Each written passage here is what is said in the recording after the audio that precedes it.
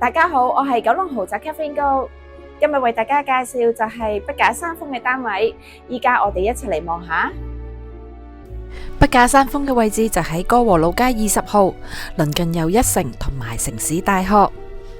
今次呢就為大家介紹一個2座嘅單位，單位實用面積839尺。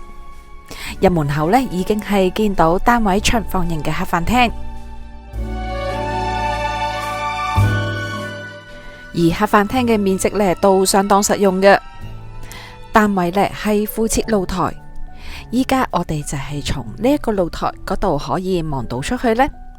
主要嘅景觀就係望返筆架山峰嘅來源同埋達之路一帶嘅遠景。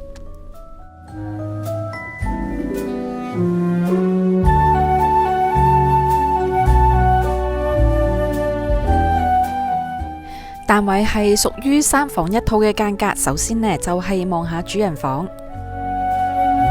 睡房景觀同客廳一樣，同樣係望返城市大學一帶。主人房面積呢都相當唔錯嘅。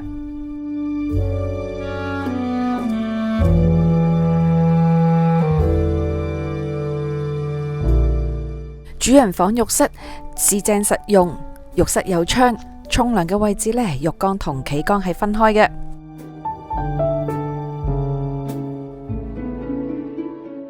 另外2間客房嘅面積呢，大家都係差唔多。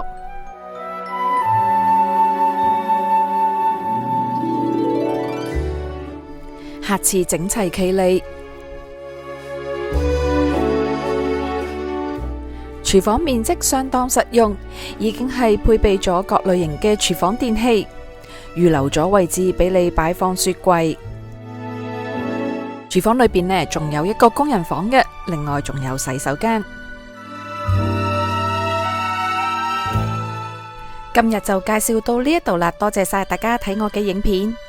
中意嘅話就記得讚好、分享同訂閱我頻道。下條片見，拜拜。